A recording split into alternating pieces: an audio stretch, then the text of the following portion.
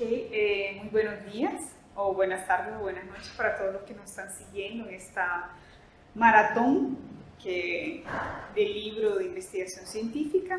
El día de hoy vamos a hablar acerca de nuestro tercer capítulo, el cual está enfocado en lo que es el sujeto de estudio, la muestra y la recolección de datos de esos pacientes o de lo que nosotros estemos deseando investigar. Ok, hay puntos fundamentales para ello. Primero, para no tener muestras, no tener problemas en lo que va a ser nuestro reclutamiento cómo va a ser una muestra correcta. Eso nos van a ayudar las herramientas que el día de hoy vamos a hablar, van a ser los niveles y los tipos de muestras que nosotros podemos utilizar, cuáles son los criterios de inclusión y exclusión que vamos a usar para esa población, para que esos datos después nosotros podamos analizarlos de la manera correcta y que esos resultados sean los más representativos de la población que nosotros estamos estudiando. ¿Cuáles son las limitaciones que nosotros podemos encontrar en cada uno de esos tipos de muestras que nosotros tenemos?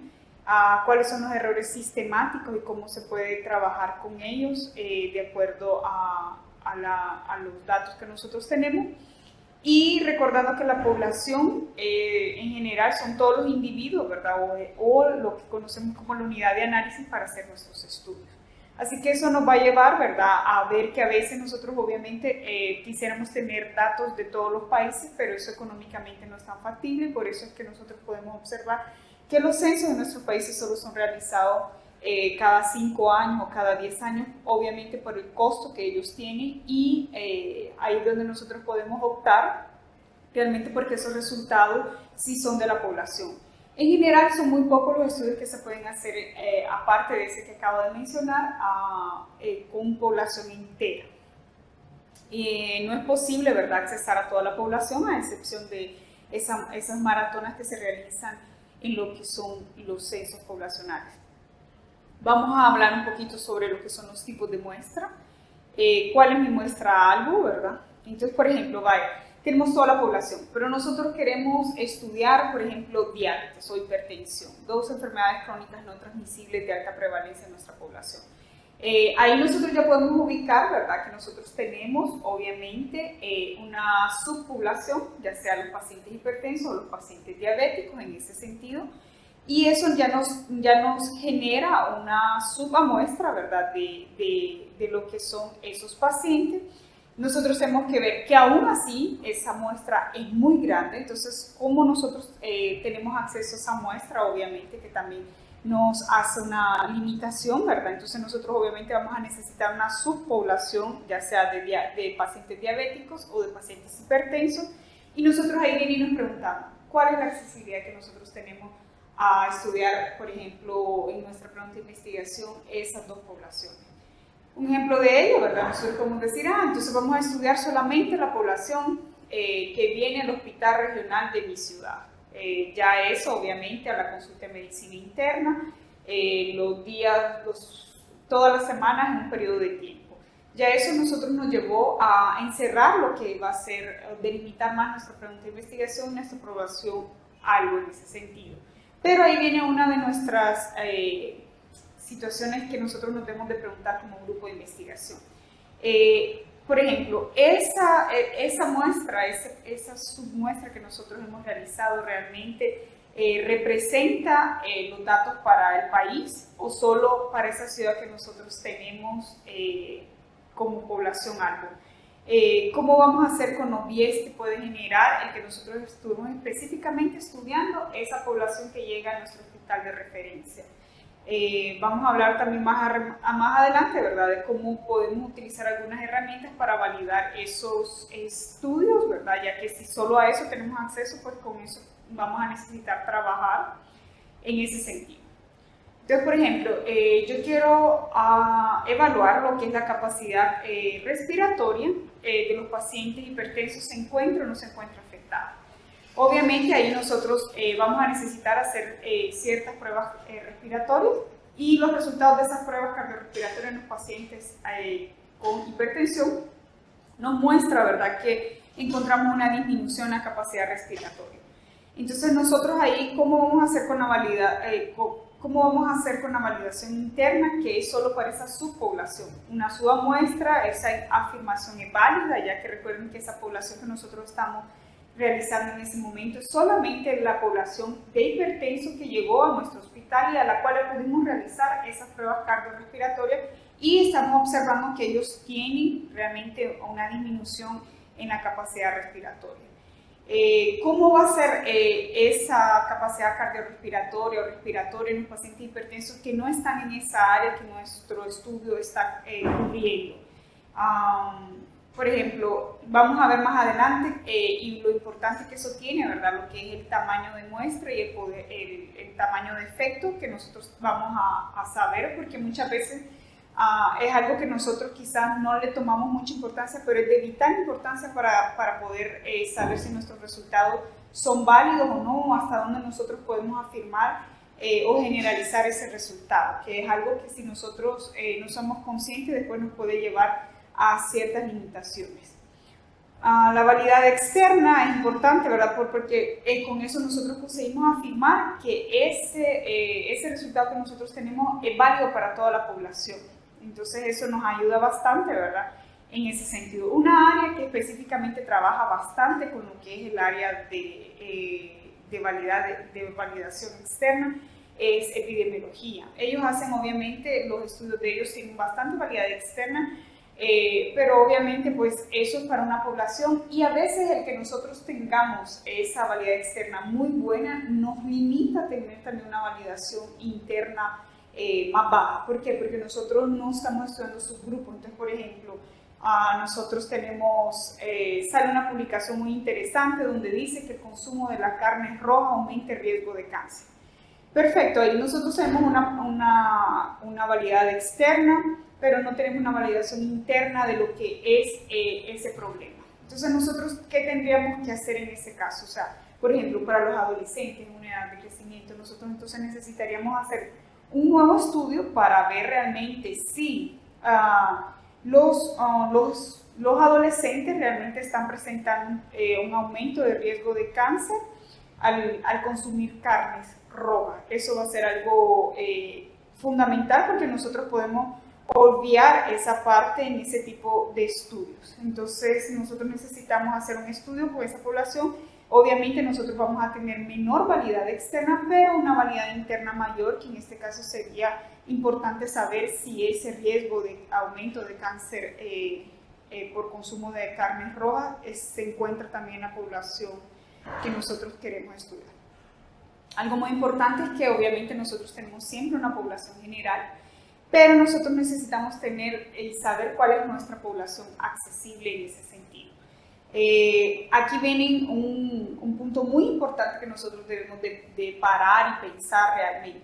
¿Cuáles van a ser nuestros criterios de inclusión y exclusión para el estudio que nosotros estamos diseñando en este momento? Entonces, por ejemplo, nuestra muestra es homogénea, nosotros vamos a estudiar solo población masculina, nosotros queremos estudiar población femenina, qué edad nosotros vamos a querer estudiar. Van a ser mujeres, por ejemplo, posmenopausas, pueden ser adolescentes, cuál va a ser nuestro criterio de exclusión, ¿verdad? Puede llevar definitivamente más tiempo en lo que es el desarrollo de la investigación. Eso es algo muy importante que nosotros vamos a necesitar realizar, y más adelante vamos a hablar de eso, del cronograma de los tiempos. Recuerden que, por ejemplo, si ustedes están en este momento realizando una iniciación científica, ustedes quizás tengan un periodo de corto, quizás sus vacaciones, para poder trabajar en estos proyectos de investigación. Si ustedes están realizando una maestría o un doctorado, entonces cada uno de ellos tiene un periodo de tiempo. Entonces nosotros tenemos que ver que esa recolección de muestras sea factible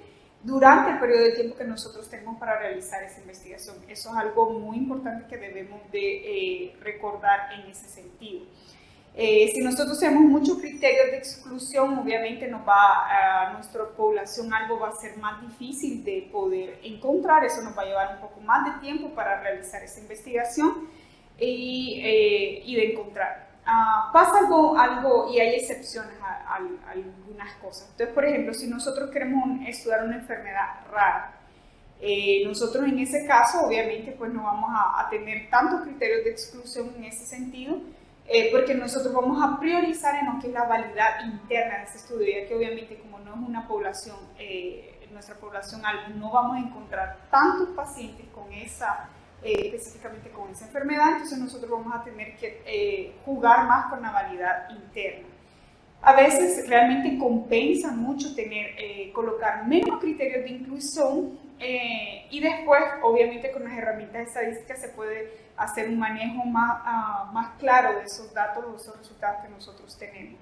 Recordemos que enfermedades como hipertensión son variables de inclusión y esas pueden ser cuáles son las más importantes, ¿verdad? Por ejemplo, hipertenso, entonces ya sabemos que en los estudios clásicos a mayor edad, mayor la prevalencia de hipertensión, pero por ejemplo, entonces vamos a estudiar solo pacientes entre 30 y 50 años, por ejemplo. Nosotros solo queremos estudiar lo que son hombres, porque obviamente pues, la mujer en hipertensión, el papel de los estrógenos tiene un papel importante, entonces si nosotros queremos hacer ciertas estudios o muestras clínicas, nosotros tenemos que saber, por ejemplo, el periodo menstrual que la mujer está para saber si hay o no afectación de eso. Entonces, a veces por eso ustedes ven que los estudios clínicos, la mayoría de las pruebas con medicamentos son realizadas solamente en hombres, porque obviamente pueden controlar mejor lo que es los resultados.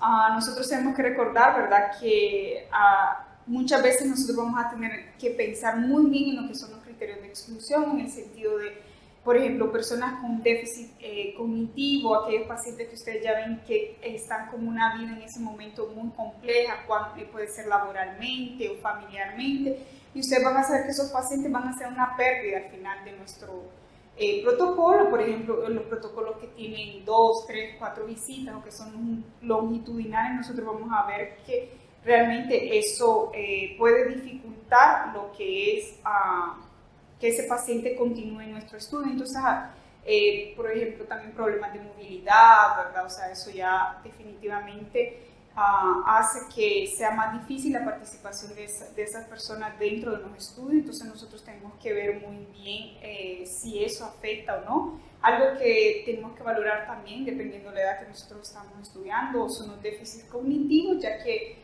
dependiendo de lo que nuestra variable de estudio, se puede ser un factor que confunda nuestros resultados, ¿verdad? Entonces son cosas que nosotros ya debemos de pensar y ver qué dice la literatura acerca de esos puntos.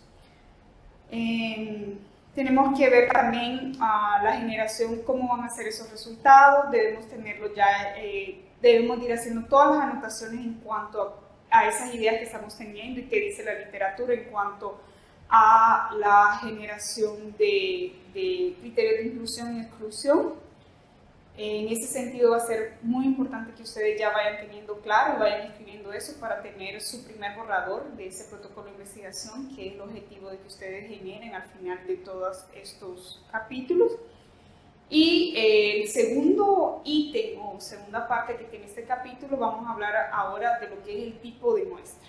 Entonces, el primer tipo de muestra que todos creo que ya alguna vez hemos tenido el contacto, hemos leído en la literatura, obviamente más fácil en ese sentido, y que no se debe considerar un tipo de muestra, es el de conveniencia, porque, por ejemplo, aquel paciente que obviamente que llega al hospital, ¿verdad?, que es donde nosotros vamos a tener acceso, tiene obviamente toda la población que llega ahí, entonces tiene la misma manera de conseguir ese objetivo, y eso va a facilitar obviamente nuestra investigación, pero recordemos qué validad vamos a poder tener externa de esos pacientes que solo llegaron en ese específico lugar. Entonces eso puede ser un problema que nosotros podemos tener a posteriori.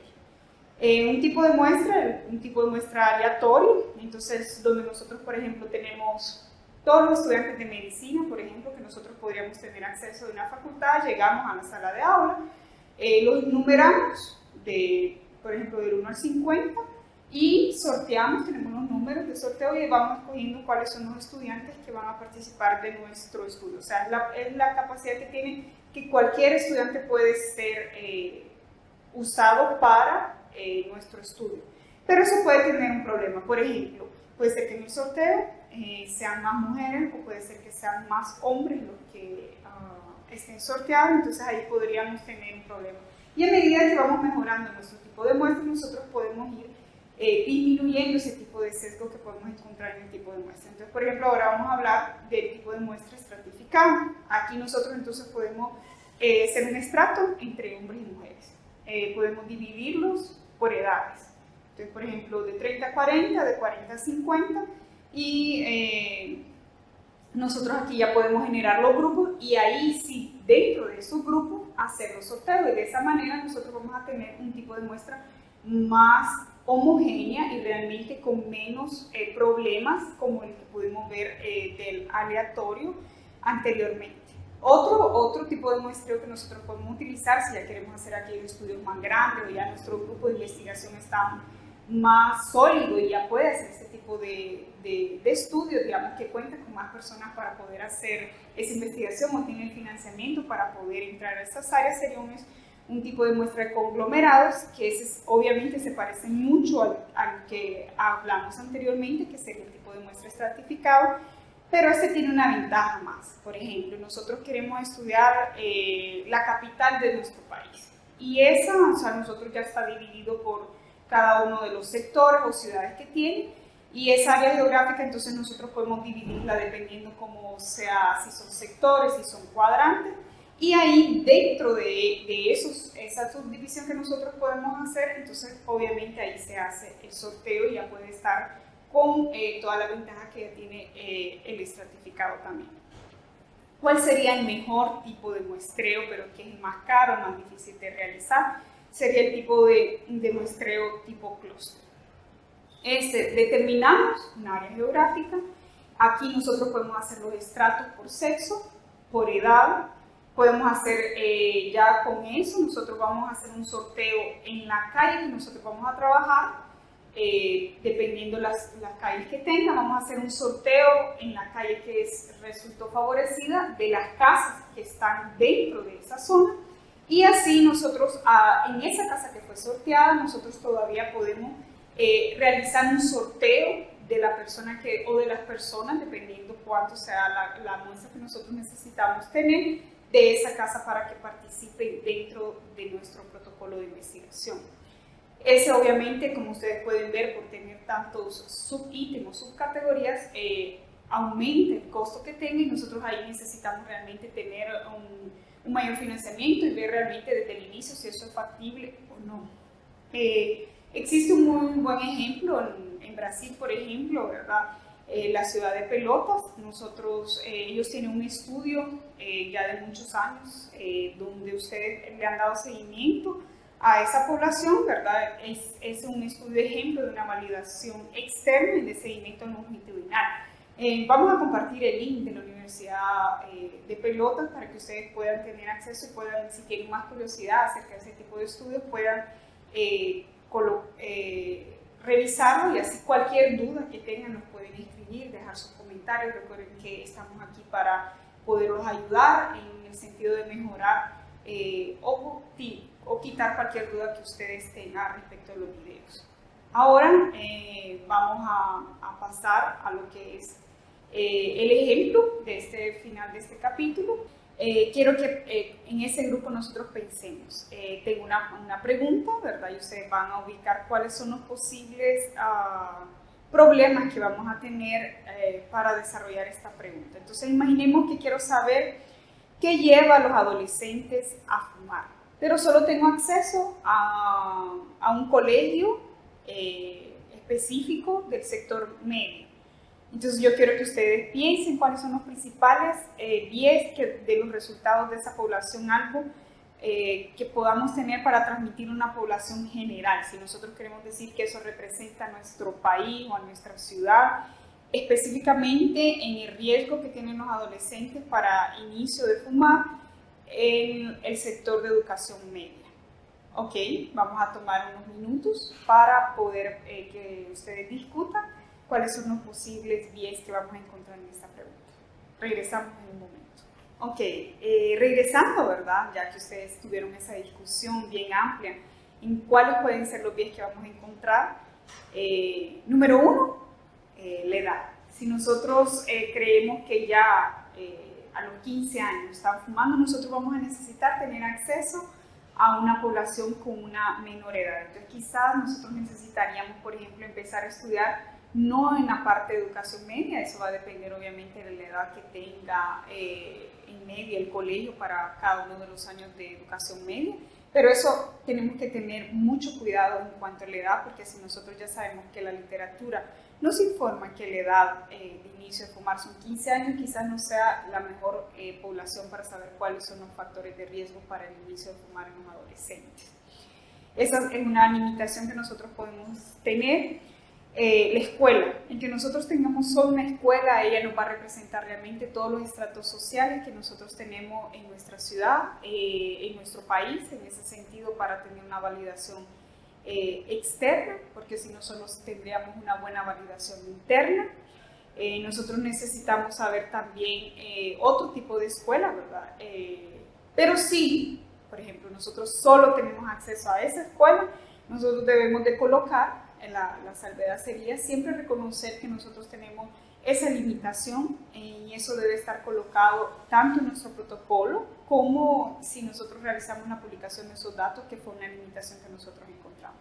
Bueno, con esto el día de hoy finalizamos nuestro tercer capítulo del libro de diseño de investigación.